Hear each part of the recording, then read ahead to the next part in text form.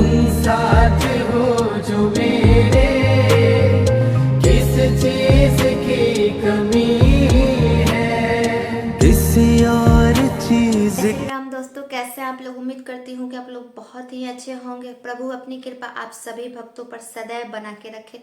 सो दोस्तों, आज की वीडियो में हम बात करेंगे, कुछ क्वेश्चंस आए हैं जो हमारे पुरुष भक्त के भी हैं और हमारी महिला भक्त के भी है। उन दोनों के क्वेश्चन हैं जिसे हमें लगा संबंधित आप लोगों के दिमाग में बहुत क्वेरी चल रही है, तो ये इस समस्या का समाधान में वीडियो लेके आई हूँ। सो दोस्तों, वीडियो में आगे बढ़ने से पहले मैं सोनाली एक बार फिर अपने चैनल पे आप लोग का स्वागत करती है। एक छोटी सी रिक्वेस्ट है दोस्तों कि आप इस चैनल को प्लीज़ सब्सक्राइब करिए और वीडियो को दोस्तों लाइक और शेयर करना ना भूलिए दोस्तों, क्योंकि आपके एक छोटे से प्यार से हमें बहुत ही ज़्यादा मोटिवेशन मिलता है दोस्तों। सो दोस्तों, आज की वीडियो जो है एक हमारी महिला भक्त के द्वारा ही पूछा गया है कि अगर वो 40 दिन का हनुमान चालीसा पाठ का संकल्प लेती हैं तो इस दौरान तो नेचुरली है कि पीरियड की समस्या आएगी ही। तो पीरियड की समस्या अगर आ जाए तो क्या हमारी पूजा स्वीकार नहीं होगी? क्या हमें फिर से पहले पार्ट से ही काउंटिंग करना पड़ेगा, या हमारी पूजा जो है वो बीच में ही खंडित हो जाएगी, ऐसा माना जाता है।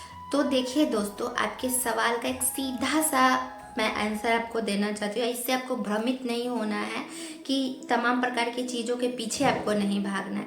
आपका जो पीरियड है वो ईश्वर की देन है, वो प्रकृति की देन है, वो नेचुरल है।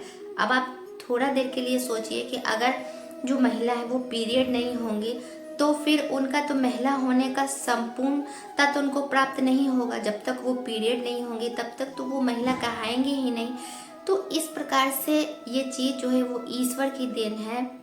अगर आपकी ईश्वर की भक्ति करते हुए, उनका पूजा करते हुए अगर आपकी पीरियड आ भी जाती है तो इससे आपका पूजा कहीं से भी खंडित नहीं होता है। आपका पूजा स्वीकार ही होगा, चाहे वो आप हनुमान जी की पूजा करें, बाल ब्रह्मचारी हनुमान जी हैं हमारे, तो उनकी पूजा करें, या आपकी संसार के किसी भी देवी देवता का पूजा आप करते हैं, तो अगर आपकी पीरियड आ जाती है दोस्तों तो उस समय आपकी पूजा जो वो खंडित नहीं होगी। अगर आप 40 दिन का हनुमान चालीसा का पाठ लेते हैं तो मान ले अगर आप 20 पाठ कर चुके हैं और उसके बाद आपकी पीरियड दोस्तों स्टार्ट हो चुकी है, तो आप जितना दिन 5 दिन या 7 दिन आपकी जो शुद्धि में जो समय लगेगा उतना दिन तक आप अपने मंदिर या पाठ के चीज़ या पूजा से संबंधित चीज़ों से आप दूर रहेंगे।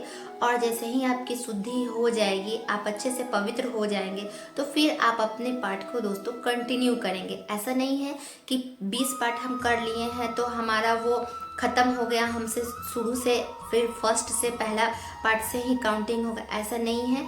आपका 20 पार्ट कंप्लीट हो गया, बीच में पीरियड आ गया, फिर आप पीरियड के बाद उसको कंटिन्यू करते हैं दोस्तों, तो वो आपका 21वां पार्ट ही काउंटिंग होगा। और इतना दिमाग में कहीं से भी कोई दुविधा ना रखे दोस्तों, कहीं से भी कोई संशय ना रखे कि आपकी पूजा स्वीकार नहीं होगी, आपकी पूजा खंडित नहीं होगी। सबसे बड़ी भाव आपकी हृदय की भावना, प्रभु के प्रति सच्ची भाव, चाहे आप महिला हो या आप पुरुष है। अगर ऐसा रहता है कि महिला का पूजा अस्वीकार होता है तो तुलसीदास स्वामी वो लिख दिए रहते, एक एक चीज़ उन्होंने लिख दिया है हनुमान जी के बारे में, तो वो ये भी लिख दिए रहते कि अगर महिला अशुद्धि है तो उनकी पूजा स्वीकार नहीं होगी दोस्तों। तो इस प्रकार की संशय आप अपने दिमाग से निकाल दें कि यह आपके प्रभु की देन है, भगवान की ईश्वर की प्रकृति की देन है, तभी आप संपूर्ण कहलाती हैं दोस्तों। तो ये था एक हमारे जो कि हम जब पूजा करते हैं तो हमें बार बार दिमाग में जो है वो, मन में जो है वो गलत विचार आते हैं।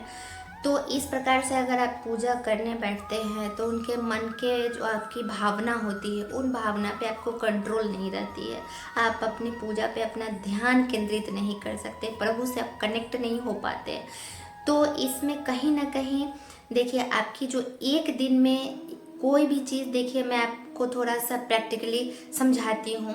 आप इस चीज़ को देखिए कि आप सडनली कोई चीज़ करने जाएंगे ना तो आपको वो ध्यान भटकेगा। आप पहला दिन ही पढ़ाई करके देखिए तो आपका ध्यान भटकेगा, लेकिन आप कंटिन्यू उस चीज़ को करेंगे तो वो ध्यान जो है आपका धीरे धीरे आपका चारों दिशाओं में जो आपका ध्यान भटका हुआ है, आपका दिमाग बटा हुआ है, वो धीरे धीरे एक जगह इकट्ठा होना शुरू होगा और आप अपनी पूजा में कंटिन्यू होते चले जाएंगे। और इस प्रकार से जिस समय अगर आप पूजा पाठ में लगे हुए हैं उस समय तो आप पूजा करें ही करें। आप हनुमान चालीसा, हनुमान जी की पूजा भक्ति से देखिए दोस्तों, विद्या मिलती है, भक्ति बढ़ती है, मन एकाग्र रहता है, मन से चिंताएं दूर होती है दोस्तों। और उनका तो बहुत ही अच्छा लाइन है कि सब सुख रहे तुम्हारी सरना, तुम रक्षक काहू को डरना। तो ऐसी भावना के साथ आप पूजा करने के लिए बैठे। आप ये सोचे कि आप है ना, आप रक्षक है, आपके होते हुए भला हमको किस बात की चिंता। आप उनको समर्पित करें, अपने आप को समर्पित करें।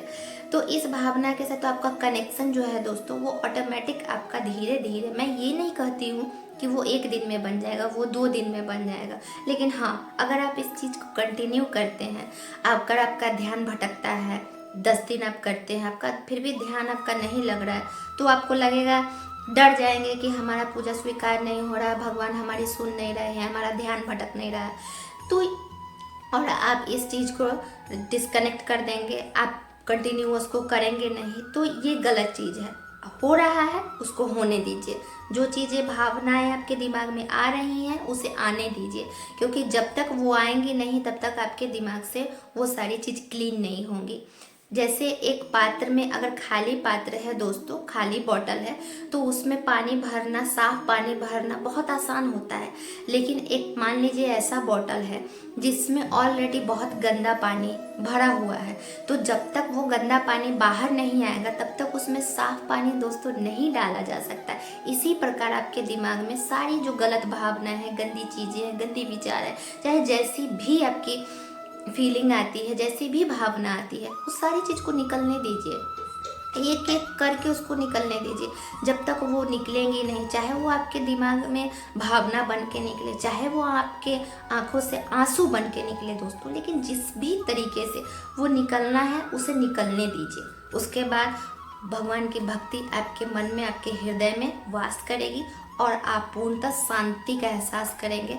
और जब भी आपको वैसा लगेगा तो आप अधिक से अधिक कलयुग में मात्र एक सहारा है दोस्तों, नाम का स्मरण करिए। आप हनुमान जी के नाम का स्मरण करिए। उनसे भी अच्छा है कि आप प्रभु श्री राम के नामों का स्मरण करिए, श्री हरि के नामों का स्मरण करिए, कृष्ण के नाम का स्मरण करिए, राधा रानी का नाम का स्मरण करिए। जिस भी शक्ति से आपका ये हृदय मिलता है, जुड़ता है, उस नाम को आप अपने जुबान पे, अपने श्वासों में रखिए। फिर देखिए कैसे होता है, कैसे आपके मन में जो इतनी भावनाएं आती है उस मन में वो आपके इष्ट आने स्टार्ट हो जाएंगे, उनकी बातें आने स्टार्ट हो जाएंगी, उनके सब कुछ आपको दिखने स्टार्ट हो जाएंगे। जहाँ भी आप जाएंगे वही दिखेंगे, जो भी काम करेंगे उसमें आपको इष्ट ही दिखेंगे। ऐसी भावना लेकिन 1 दिन में नहीं होगी दोस्तों, ये कंटिन्यू आप जब करेंगे धीरे धीरे आपकी भक्ति ना बढ़ते जाएगी।